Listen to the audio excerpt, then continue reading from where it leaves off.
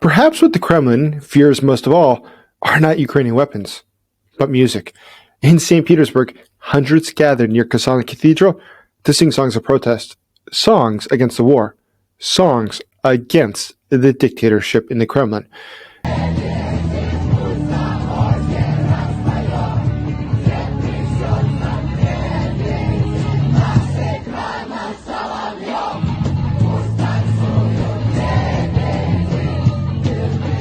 And what's incredible was they also had another song that was played, and it is a song from Swan Lake.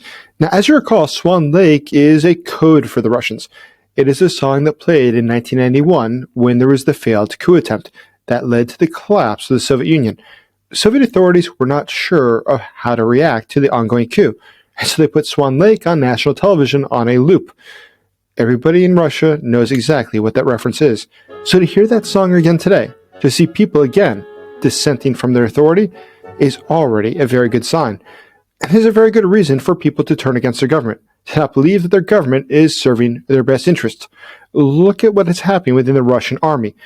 It's very hard to argue that the average Russian soldier should really fear the Ukrainians any more than his own commanders.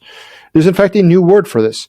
It's called obnulenie, which means to zero out. It is when officers execute their own men to force obedience, to force discipline. So today, we see that the Russian military is left to this sort of a device, killing its own men because obedience has totally broken down. And we know the outside statistics, that Russian courts have processed over 20,000 cases of defiance and refusal. But even this today is somewhat incredible. The army today is devouring its own men. Military terror has replaced military discipline. My name is Jason Smart. I'm a special correspondent for the Kyiv Post and a national security advisor. For Russia, things are not going to get any better anytime soon. They will just get worse. There's a lot of reasons that the Russians fear, and those reasons are very legitimate. Look at the ongoing attacks that Ukraine has been carrying out. Look at the attacks on the infrastructure. We see that the infrastructure in Russia, including in Crimea, including Feodosia, including places like Sevastopol, are being struck. These attacks are things that are very unsettling for the Russians.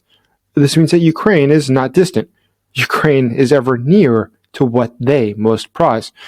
So help me get the truth to more people of the situation in Russia, that there are people today against the regime inside of Russia, that today there are Russians who have had enough. And the parallels, if we look back in history, are very strong. Russian history would indicate when you have your soldiers beginning to turn against their officers, when you have the people in the streets, those are very good signs if we hope to see political change in Russia. All I ask you to do is help us to reach 250,000 subscribers by subscribing to this channel, liking this video, and leaving your comment below. And please do send this video to others and consider becoming a channel member today. Russia is facing endless setbacks, one after another. But one of the most important setbacks is on the drone front. Today we see that Voila, which is a Ukrainian-made interceptor drone, is striking down Russian UAVs mid-flight. It does this by using onboard AI guidance, and it's been very successful in taking down Russian drones like its kamikaze Lancets, or it's taking down the drones used for reconnaissance called Zala, or going after the drones like obnulenie, which is used to attack in saturation. Today, Voila is able to successfully disrupt these waves of cheaply produced attacks. Today, it is able to be at the front of protecting Ukrainian soldiers' lives and protecting Ukrainian civilians. But the incredible part? The videos that you see now are from drones that we helped to finance. Thank you, all of you who have contributed. These attacks by Russia were prevented because of your contributions. And that leads me to another thing. The men from the 67th Air Defense Unit would like to thank you for all that you've done. Hi guys, we are soldiers of Ukrainian Army, 67th Separate Mechanized Brigade Air Defense Unit. We have already received great drones from the United Unmanned Systems. Thank you guys. They helped us to save lives and defend our sky. But we need more, much more of these drones. So we ask Jason J. Smart, Brennan Punkt UA community, and ERIC to help us protect skies. Glory to Ukraine. Slava Ukraini! Героям слава!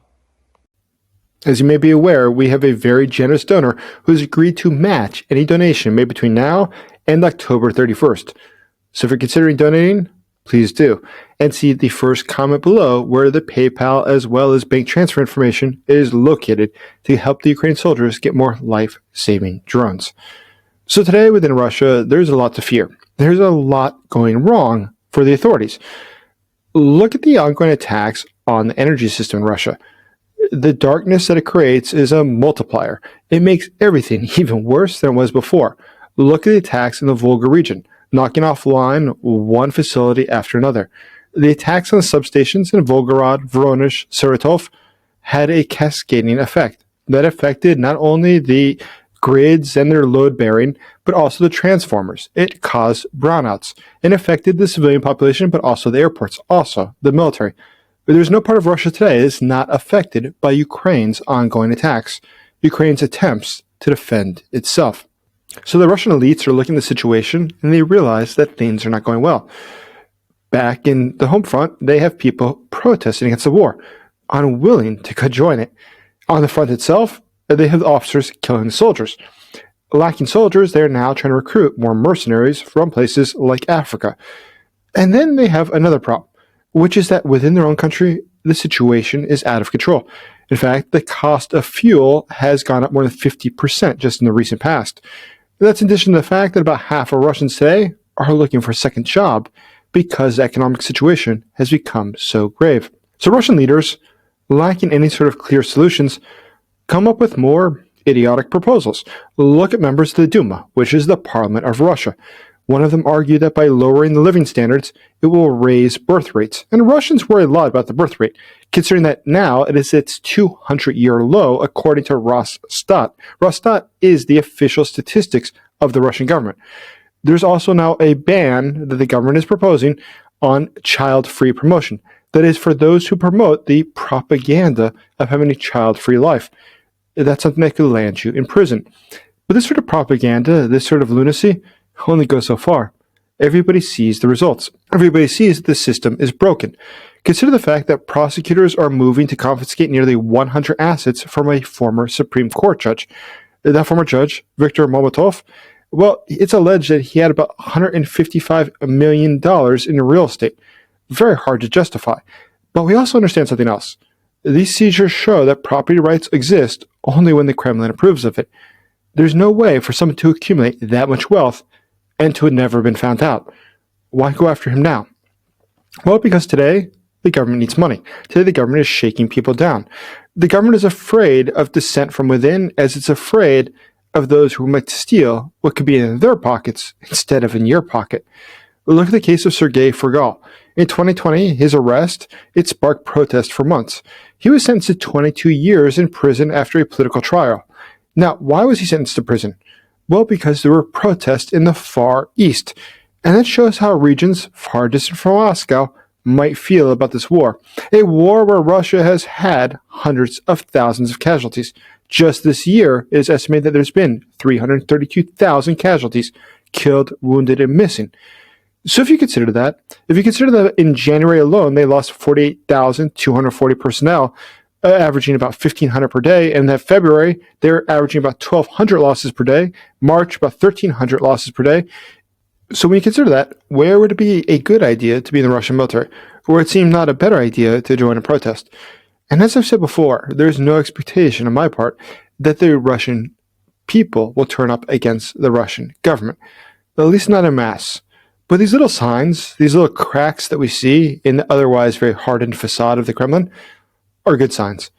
They're signs that there are more and more people who do not believe the line that the Kremlin gives them. And this undoubtedly is fueling paranoia inside Moscow. This will lead to harsher internal repression. This will, although, just accelerate the decay. Russia is weakening at the front and it's fragmenting behind the lines. Today, the Kremlin is out of answers, it's out of solutions, and it's out of money. But that is why Vladimir Putin, most of all, probably fears the songs more than he feels the weapons. It's not because the music itself matters, but because of what it represents. A population that's no longer controllable. And historically for Russia, the greatest threats come from within. So if he looks at the situation and looks at what's happening now, there are people in Russia who are so openly flaunting they do not support his rule, how can he feel secure in his position? How can he feel secure knowing that there's no chance that somebody might try to unseat him? And as we've said before, the most likely way for the Putin regime to end today is when somebody else, another oligarch, another sort of powerful leader, decides that today might be the right day, that Putin is weak enough for me to take power.